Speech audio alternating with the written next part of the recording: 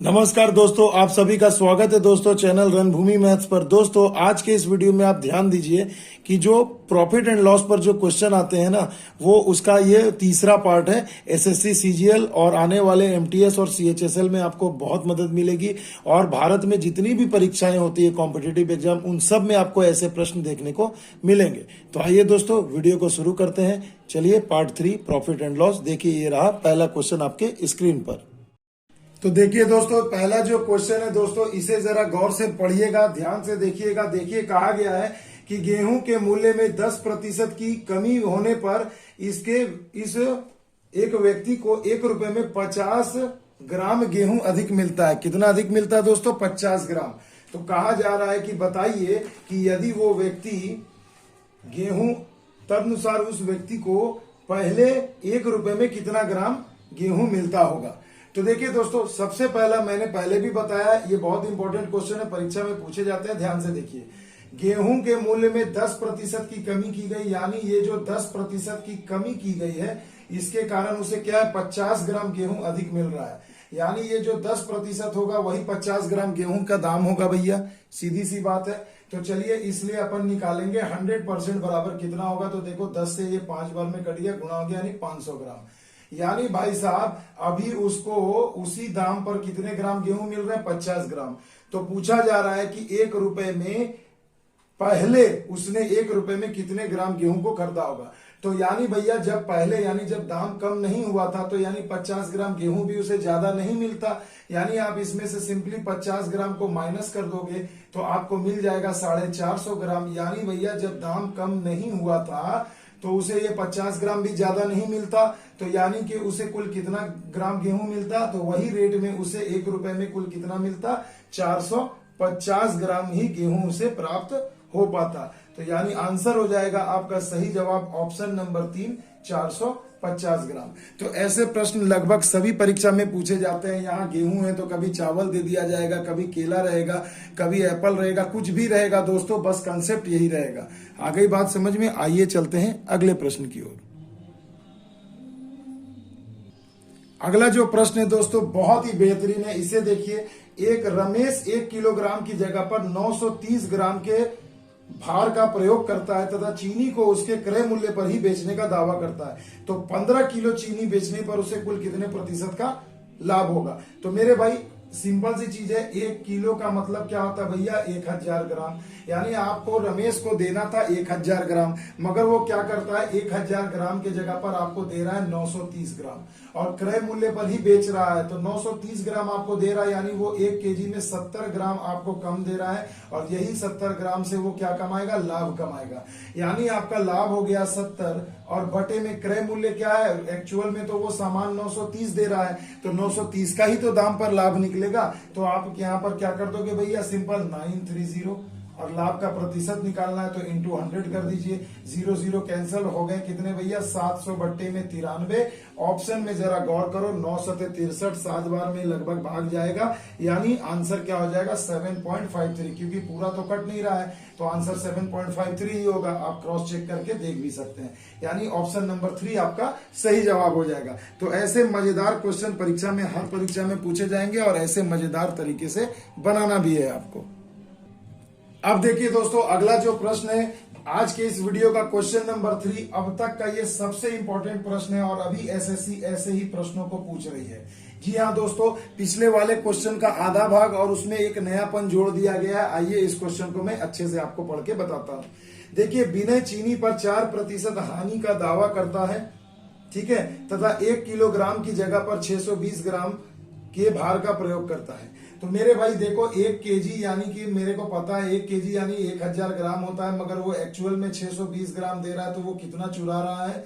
तो आप कहोगे सर जी 380 ग्राम का वजन का वो चोरी कर रहा है। यानी ये तो उसका पूरा कंप्लीट लाभ हो गया, इसमें उसे कोई रोक नहीं सकता।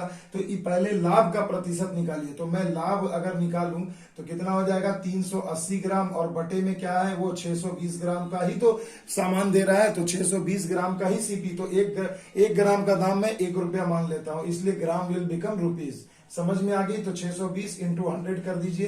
तो मेरे बच्चों अगर जब आप इसे सॉल्व करोगे, मैं थोड़ा कैलकुलेशन समय बचा रहा हूं, तो यहाँ पर लगभग आप सॉल्व करोगे तो 61.29% आ जाएगा। यानी उस बंदे का लाभ कितना हो गया मेरे भाई? 61.29। अब देखिए इस क्वेश्चन में एक चीज जोड़ा गया है कि आप विनय को क्या हो रहा है कि 4% की हानि हो रही है। तो यानी भैया लाभ आपको पता है 61.29 और हानि कितना कह रहा है भैया? 4%। तो याद है मेरा वो फॉर्मूला जो मैंने आपको बताया था, x plus y plus x y बटे में 100। तो इसी में आपको पुट कर देना है। माय डियर स्टूडेंट्स रट लो, ऐसे प्रश्न परीक्षा में जरूर आएंगे। तो देखो हानि होगा तो माइनस में कर देंगे और लाभ होगा तो प्लस में ही लिखेंगे। तो अब देखो यहाँ पर यहाँ दोनों को बैठाओगे तो प्लस माइनस माइनस ही होगा। एक हो गया 61.29 और एक हो गया 4 डिवाइडेड बाई 100। अब थोड़ा सा कैलकुलेशन बढ़ रहा है क्योंकि अभी एग्जाम में ऐसे ही कैलकुलेटिव प्रश्न दिए जा रहे हैं।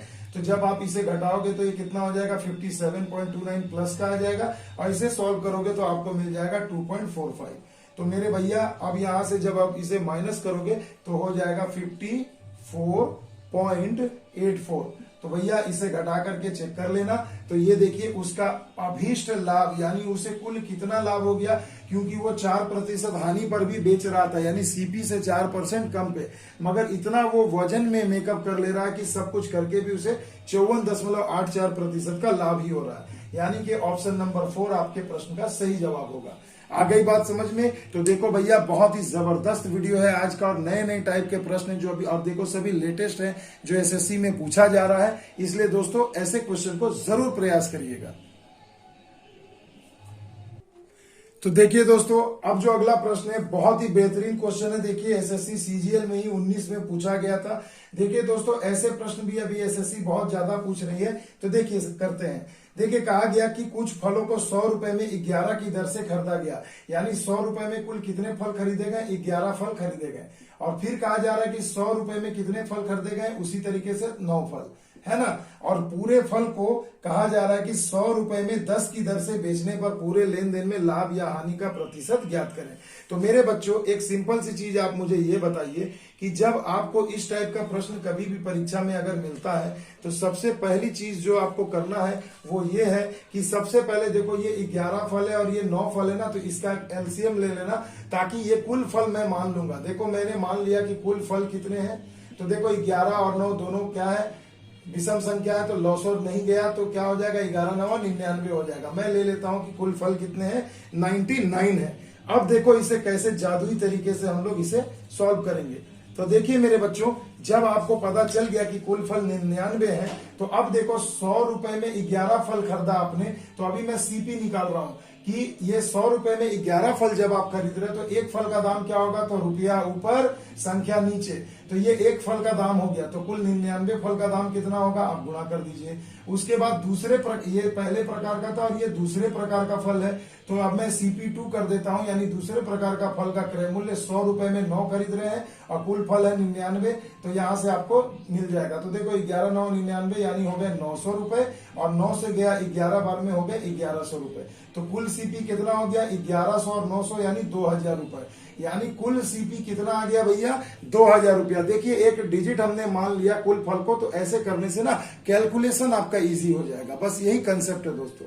अब आप देखिए कि अगर ये भाई साहब जो बेच रहे हैं तो फल को, तो अब देखो क्या कर रहे हैं कि 100 रुपए में 10 की दर से बेच रहे हैं। तो यानी विक्रय मूल्य क्या होगा मेरे भाई? 100 रुपए में 10 की दर से, तो एक फल का दाम हो गया 100 बटे में 10 यानी 10 रुपए। और यहाँ पर कुल कितने फल हैं? तो 99 फल और यहाँ भी 99 फल, यानी टोटल 198 फल। याद रखना कुल फल हमने माना 99 का, तो ये 99 फल लिया और ये भी 99 फल लिया, तो कुल कितना फल ले लिया? 198। अब देखो यहाँ से आपको निकालना कितना आसान हो गया, वरना बाई बेसिक प्रोसेस से बनाओगे XY मानकर 100 रुपए मानकर पागल हो जाओगे। बस सिंपल ऐसा लॉजिक लगा लेना कि आपको यहाँ पर आसानी से मान मिल जाए। तो देखो 2000 में खरीदा, 1980 में बेचा, तो मेरे को क्लियर दिख रहा है कि 20 रुपए की हानि हुई है। अब बट्टा में क्या करोगे भैया? क्रय मूल्य इंटू 100, तो यानी लॉस कितना हो गया भैया? तो देखो ये 0 0 कैंसिल कर दो, 20 20 कट गया, यानी 1% की क्या हो गई? हानि हो गई। उस भाई साहब को क्या हो गई? 1% की पूरे बिजनेस में हानि हो गई। तो इस तरीके से, जादुई तरीके से भी आप सॉल्व कर सकते हो।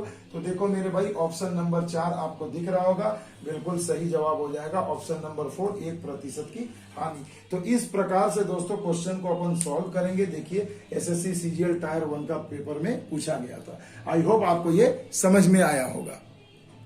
अगला प्रश्न देखिए दोस्तों, बहुत ही बेसिक टाइप का है, मगर देखिए ऐसे प्रश्न परीक्षा में अक्सर पूछे जाते हैं। कहा जा रहा है कि यदि कुल वस्तुओं के 60% को 50% हानि पर बेचा गया और शेष वस्तुओं को 50% लाभ पर बेचा गया, तो कुल हानि का प्रतिशत क्या होगा। तो मेरे बच्चों सिंपल सी एक चीज समझिए कि कुल चीज को अगर मान लेता हूं कि मैं 100% है, तो इसका 60% कितना हो जाएगा, 60 हो जाएगा। तो 60 वस्तुओं को मैंने कितने पर बेचा, 50% हानि, यानी मैं कहूंगा 50/100 विक्रय मूल्य निकाल रहे हैं भैया। याद रखना ये विक्रय मूल्य हो जाएगा, और क्रय मूल्य तो हमने मान ही लिया कि 100 का 100 रुपए होगा सीपी। क्लियर। और शेष वस्तु तो 60% आपने ले लिया, तो बच गए 40%। इसे आपको कहा जा रहा है कि 50% लाभ पर बेचा है, तो यानी 150/100। तो कुल विक्रय मूल्य निकाल लो मेरे भाई, 0 काट दीजिए, सबसे आसान तरीका। 5 छके 30 और 15 चौके 60, यानी कितना हो गया, 90। अब मेरे बच्चों बताओ, 100 रुपए में आपने कोई सामान खरीदा है और 90 रुपए में आपने टोटल बेचा है, तो आपको हानि कितनी हो जाएगी। तो हानि का प्रतिशत हो जाएगा 100 में से 90 का, यानी 10%। तो देखो हानि कितना हो गया भाई साहब, प्रतिशत क्या है, 10%, यानी ऑप्शन नंबर 4 सही जवाब है। तो ऐसे भी बेसिक क्वेश्चन मिलेंगे भैया परीक्षा में, घबराने वाली कोई बात नहीं है। देखिए दोस्तों, अगला जो ये प्रश्न है, ऐसे प्रश्न लगभग हर परीक्षा में पूछे जाते हैं। देखिए ये भी 2018 के सीएचएसएल में पूछा गया था कि यदि राजन 20 रुपए में 21 कलम खरीदता है और 21 रुपए में 20 कलम को बेचता है, तो उसके द्वारा लाभ प्रतिशत क्या होगा। तो भैया सीपी निकालने का टेक्निक क्या है, मैं आपको यही समझाना चाहता हूं कि जब एक किसी भी सवाल में रुपए और उसके साथ कुछ वस्तुओं की संख्या दी जाए, तो ट्रिक याद रखना, रुपया ऊपर होता है और संख्या नीचे, बस यही आपको याद रखना है। तो देखो 20 रुपए में 21 कलम खरीदा, तो एक कलम का क्रय मूल्य निकल गया 20/21 रुपए। क्लियर है। और अब बेच रहा है क्या, इसका उल्टा, यानी 21 रुपए में बेच रहा है 20 कलम, तो ये हो गया उसका विक्रय मूल्य। आगे बात समझ में। तो लाभ क्या हो जाएगा भैया, प्रॉफिट का मतलब होता है विक्रय मूल्य माइनस क्रय मूल्य। तो विक्रय मूल्य माइनस क्रय मूल्य निकाल दो भैया, सिंपल एकदम, कोई भी झंझट नहीं है। 21 का स्क्वायर हो गया 441, 21 गए, 20 का स्क्वायर हो गया 400, यानी कितना हो गया 41/20 इंटू 21, ये हो गया लाभ। तो अब आपसे प्रतिशत लाभ पूछा जा रहा है। प्रतिशत लाभ तो कैसे निकालोगे भैया, तो आप कहोगे सर जी ऊपर में मैं लिखूंगा लाभ, अब बटे में लिखूंगा क्या, क्रय मूल्य। क्रय मूल्य यानी 20/21 और इंटू 100 कर दीजिए, बस आपका लाभ प्रतिशत निकल आएगा। थोड़ा सा कैलकुलेशन होगा बस भैया, इससे घबराने की कोई बात नहीं है। देखो नीचे में 20 रहेगा, 21 चला जाएगा ऊपर, इंटू 100। बस 2-4 लाइन का ये सवाल है, कैलकुलेशन करना। 21 कट गए, ये 0 कैंसिल हो गए, तो कितना हो गया भैया, 4/41 हो गए कितना, 4। तो देखो 4 दहिया 40, यानी 10.25। एकदम सिंपल सा क्वेश्चन था। तो देखिए यहाँ लाभ का प्रतिशत कितना हो गया, 10.25, यानी option number 3 is the right answer. तो देखो बहुत ही बेसिक कंसेप्ट समझा रहा हूं, बस हाथ की गति तेज होनी चाहिए। तो जब कंसेप्ट क्लियर होगा तो हाथ की स्पीड आपकी अपने आप बढ़ जाएगी। तो ऐसे प्रश्न बहुत इंपॉर्टेंट है, परीक्षा में ध्यान रखिएगा। देखिए दोस्तों, अब ये जो प्रश्न आपके स्क्रीन पर है, ये और भी लाजवाब प्रश्न है दोस्तों, जरा ध्यान से देखिएगा। देखिए इस क्वेश्चन को हम लोग कैसे सॉल्व करेंगे। और ऐसे प्रश्न देखिए अभी लेटेस्ट सीजीएल की परीक्षा में पूछे गए हैं, तो ध्यान दीजिएगा। देखिए कहा गया किसी माल का 1/3 भाग 15% लाभ पर बेचा जाता है और शेष भाग को 30% की हानि पर बेचा जाता है, और पूरे लेन देन में 138.50 का कुल लाभ होता है। तो माल का मूल्य बताइए।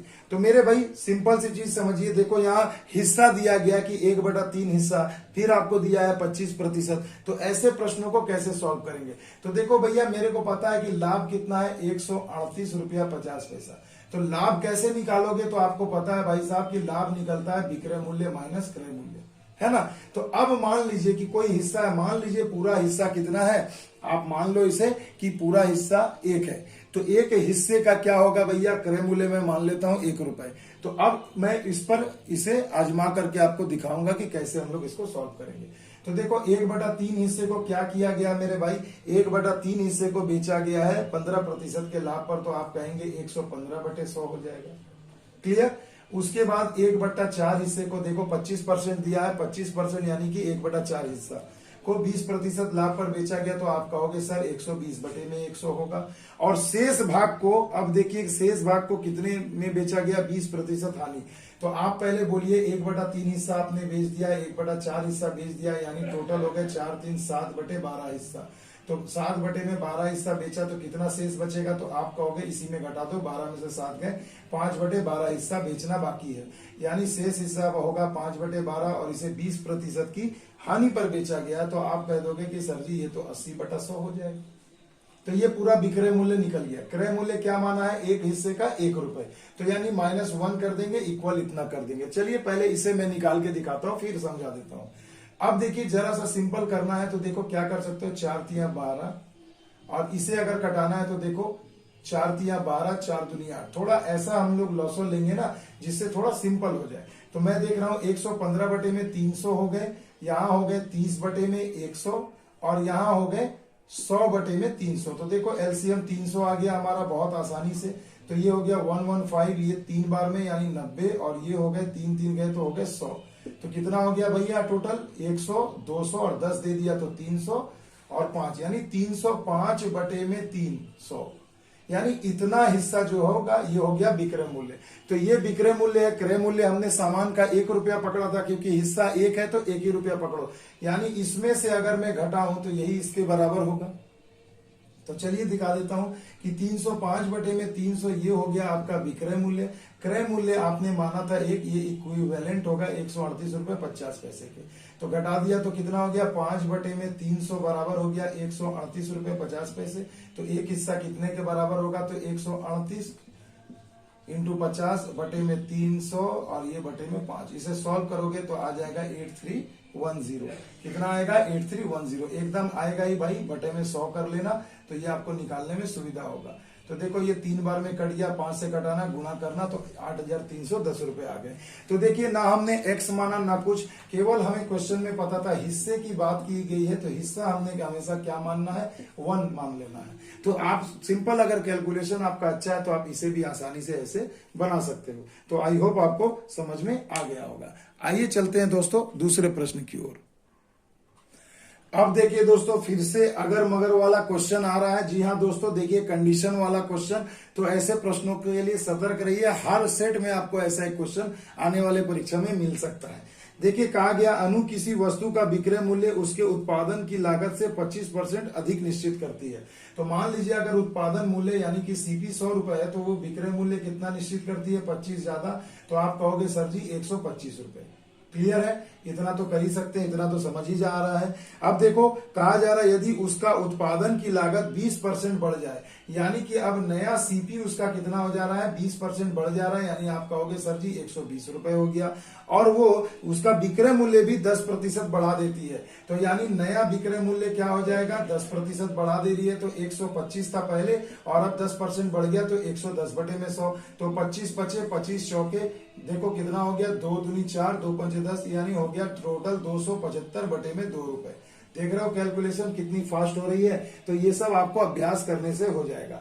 तो अब कहा जा रहा है कि अब बताइए कि उसके लाभ का प्रतिशत क्या है।